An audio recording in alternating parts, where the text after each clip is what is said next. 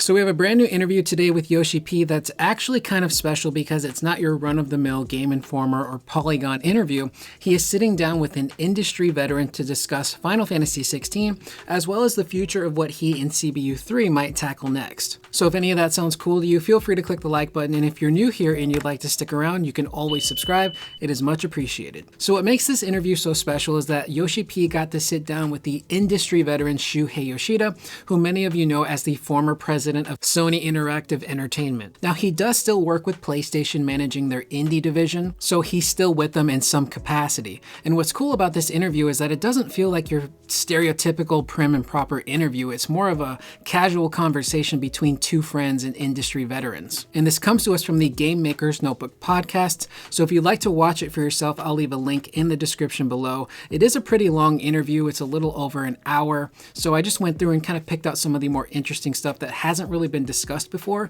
because there is some interesting stuff here to pull from. And just a heads up, this interview has not been transcribed by any websites just yet, so I had to go through and take all of my own personal notes, so you won't see any quotes popping up on the screen, but do trust that I am reading Yoshi P's words verbatim as they were spoken in the video. So starting off first, Shuhei Yoshida brings up the point that you don't really get to play as any other characters in 16 other than a brief amount of time where you get to play as Joshua, and of course you can issue commands to Torgal. But believe it or not, Yoshi P and CBU3 actually did toy around with the idea of controlling other party members. Yoshi P goes on to say, "We did look into letting players change characters mid-battle, or set up combos with other characters and the like. We considered the idea, but if we incorporated that, we wouldn't have been able to focus all the action on Clive, and the gameplay would get pretty complicated. While I think some people would enjoy that gameplay, we made another conscious decision to focus all the action on Clive, and have all the customization elements centered around him in the final product." Which I completely understand what he's saying. This is Clive's story. It is Clive-centric.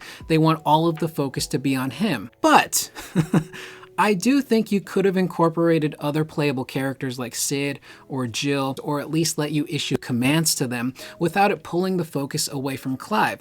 Because at the end of the day, at the end of any battle, that game is going to return to Clive. It's going to continue his story, and we're going to go back to controlling him. So personally, I feel like it wouldn't have made a difference if I could then control Jill or Sid in a battle. It wouldn't have pulled me away from Clive or that story. It just would have added more to the gameplay experience. So I personally think they could have made it work without it pulling away from Clive and being too distracting. Yoshi P also does briefly touch on why they moved away from turn-based elements and just went full-on action, and one of those reasons is because they wanted the game to be as seamless as possible. And he felt that if you were running around this overworld and getting into random battles and doing turn-based battles, it might take away from that seamless experience that they were looking for. That, roller coaster of an experience, I think is how they usually describe it. Which again, I don't necessarily agree with that. I think you could have totally made turn-based work in this game, or at least added those turn-based elements without it breaking your immersion or feeling like the game is slowing down because of it. But to his credit, he does mention that one of the reasons they did go full action is to do something different from 7 Remake, which again is a game that is incorporating action with those turn-based RPG elements, and it's doing a fantastic job of doing so. So to set themselves apart from that, they decided to go full-on action. And the game itself is a lot of fun. Issuing commands to Torgal and setting up combos is super cool. Doing a lot of the boss battles and the hunt stuff was a lot of fun. And I mentioned this in my playthrough of the Echoes of the Fallen DLC, which nobody watched. I don't blame you.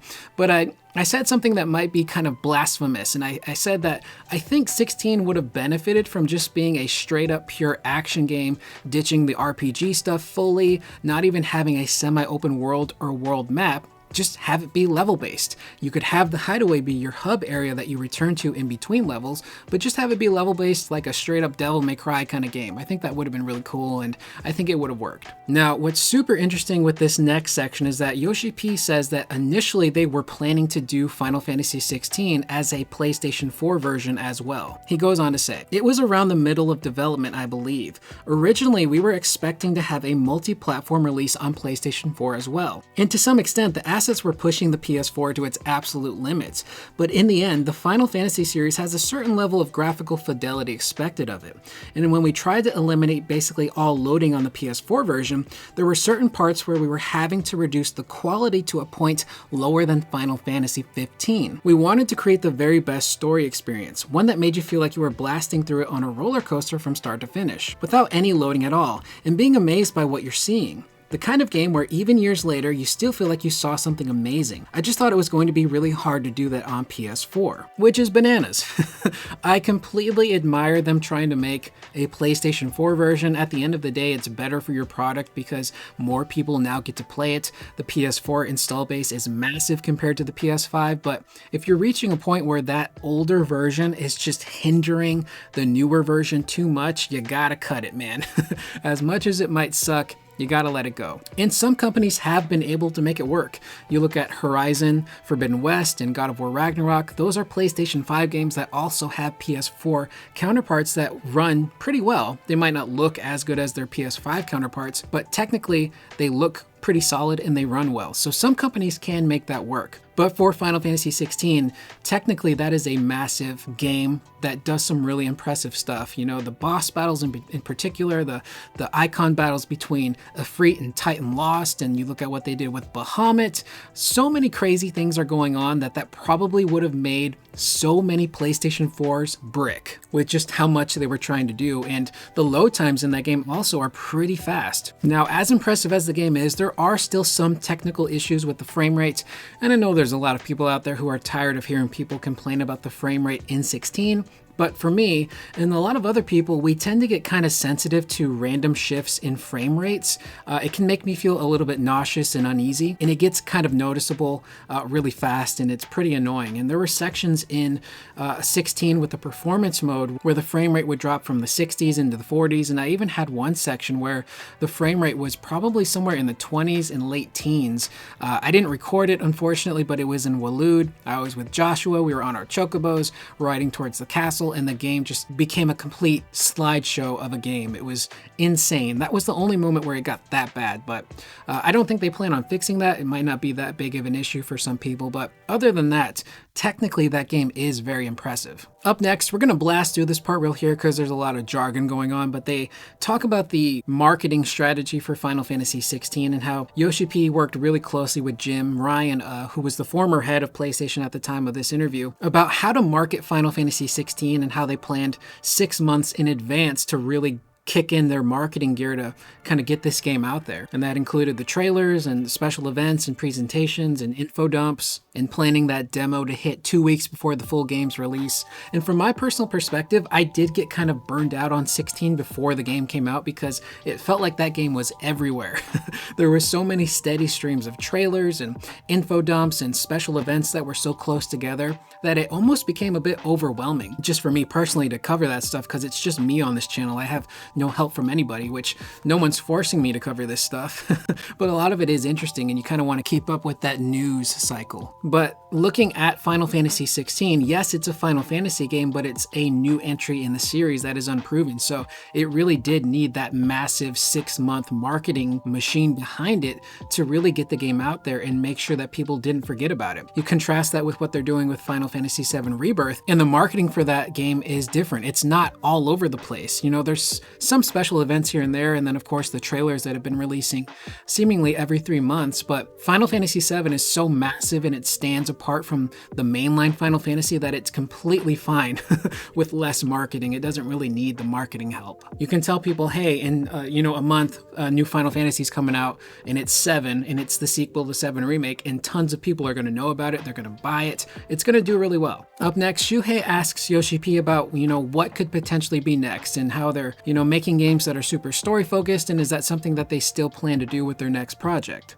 Yoshi P responds by saying, there are a lot of people who love 16, and they've been telling us they want more of it to play. So we are developing DLC right now, but for us, Creative Business Unit 3, we really want to further develop 14, and perhaps put the experience we had cultivating while making 16 to use on a different game too. Shuhei then responds by saying, so I guess you won't be directing Final Fantasy XVII then. Yoshi P jokingly responds by saying, oh, I'm on the board of directors now, so I really need to watch what I say here. For the moment, I'll just say that nothing's been decided yet. That said, if I had to say anything about that, I've had the chance to work on 2 of these, 14 and 16, so maybe it's time for someone new, you know?